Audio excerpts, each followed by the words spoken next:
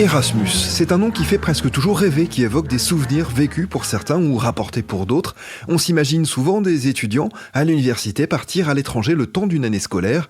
C'est une vision un peu réductrice d'Erasmus, car le programme européen Erasmus+ joue un rôle qui peut être décisif dans les échanges entre les pays sur des sujets bien précis et parfois essentiels.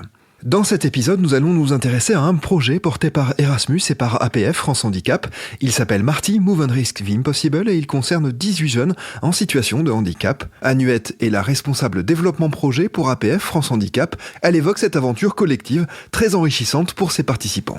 Le projet il s'adresse à 18 jeunes qui vont se répartir dans 4 séjours. 1 à Berlin, 2 à Bruxelles et 1 à Barcelone.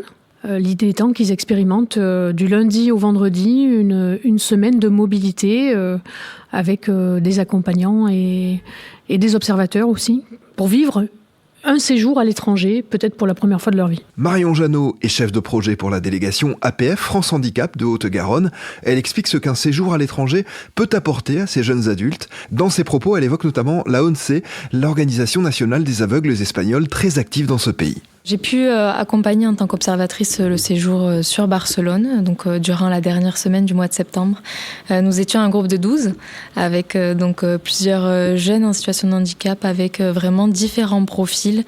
Et il est vrai que le séjour a pu leur permettre de se développer, de pouvoir découvrir une nouvelle culture, un nouvel environnement, de pouvoir découvrir de nouvelles normes entre guillemets d'accessibilité qui sont appliquées, de pouvoir également profiter d'un temps avec un partenaire qui était la fondation ONCE. Mais voilà, ils ont pu vraiment découvrir de nouvelles choses, de nouvelles habitudes aussi de vie, parce que partir avec un groupe qui ne se connaît pas forcément, des personnes justement qui ont un mode de vie assez différent, plusieurs habitudes, de pouvoir se découvrir. Et effectivement, pour certains, c'était la première fois qu'ils partaient dans un projet comme ça. En amont du séjour, il régnait une certaine nervosité chez les jeunes participants.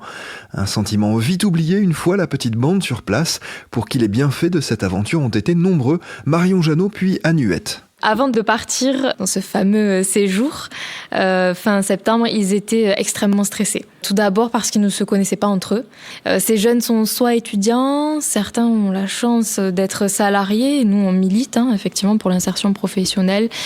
D'autres n'ont, entre guillemets, simplement que leur rendez-vous au kiné durant la semaine.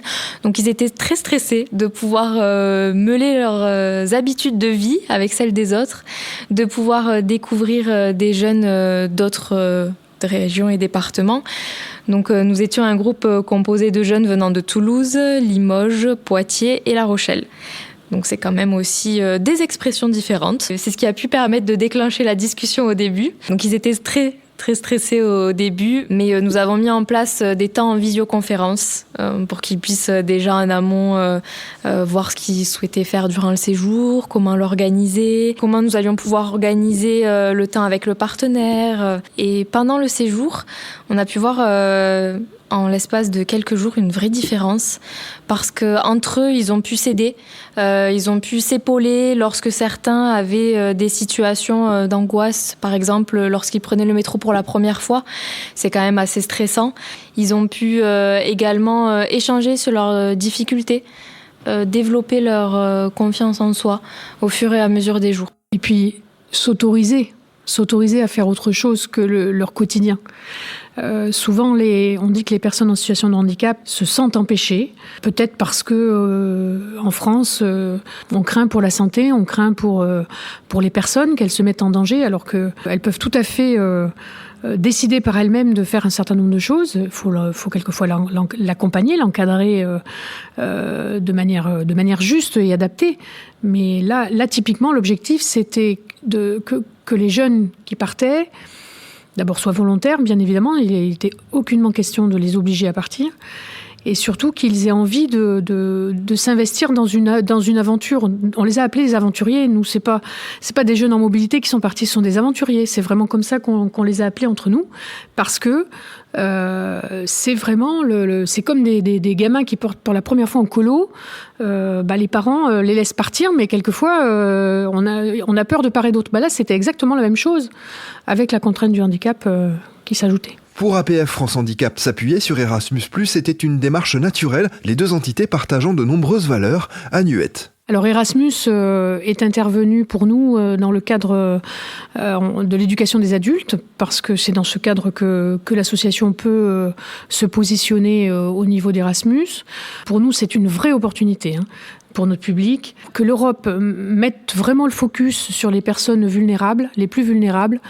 C'est un moyen justement de déclencher des prises de conscience, une plus grande autonomie, de lever des freins, de se représenter des possibles et d'avoir une vision un peu plus loin que sur la fin de la semaine et sur justement la séance de kiné ou le rendez-vous chez le médecin orthopédiste, par exemple. Et c'est grâce à Erasmus qu'on peut faire ça. On est très content d'avoir cette opportunité et en même temps, on sait que nous, en tant qu'association de représentation et de revendication, on repère quelquefois des oublis, je dirais, de l'Europe sur la prise en compte des questions liées au handicap.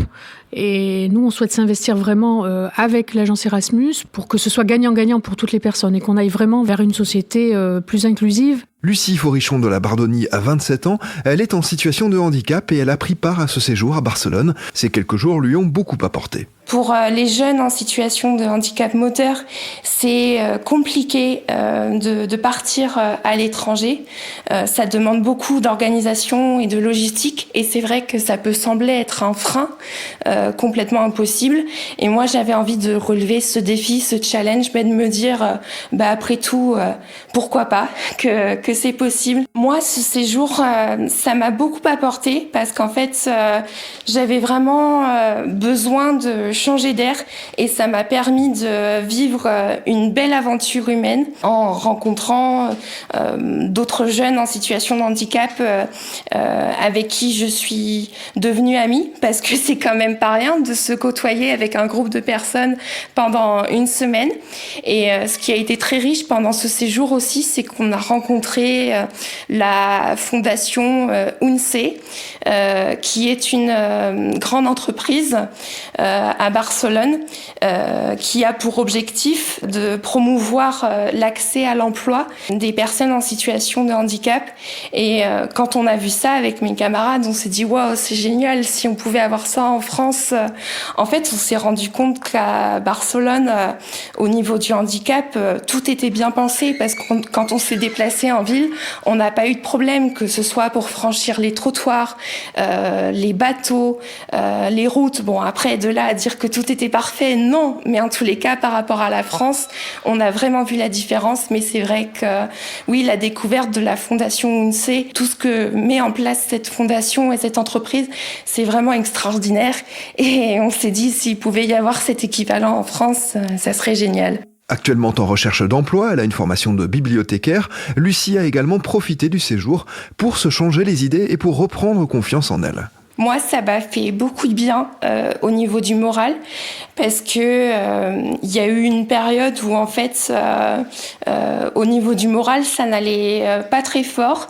Je me cherchais beaucoup et en fait, ça m'a permis de me changer d'air. Je me suis dit pendant une semaine, je vais être dans un autre pays, découvrir une autre culture. Ça va me permettre de me déconnecter un petit peu. Et voilà, je me suis dit, profites-en à fond. Décompresse parce que cette opportunité-là, ça se représentera pas plusieurs fois. Mais en tous les cas, c'était une super opportunité à saisir. Et c'est vrai que moi, j'aime beaucoup découvrir des cultures étrangères. Mais oui, au niveau de la confiance en soi, ça apporte beaucoup. Et je me suis dit, qui sait, si jamais par la suite j'ai l'occasion de faire à nouveau des voyages à l'étranger, j'aurai moins d'appréhension parce que je me dirais j'en suis capable et puis que de toute façon dans la vie il faut oser parce qu'on n'a qu'une vie, elle est très courte et elle passe vite et quand on a l'occasion de vivre des belles expériences, il faut foncer. Voilà. C'est la fin de cet épisode consacré au projet Marty. Vous aussi, vous œuvrez au quotidien pour réinsérer les adultes. N'hésitez pas à partager votre expérience. Sur la plateforme EPAL, vous pourrez trouver des partenaires pour monter un projet Erasmus+. C'est la fin de cet épisode consacré à l'une des facettes de l'activité d'Erasmus+. À bientôt pour d'autres podcasts.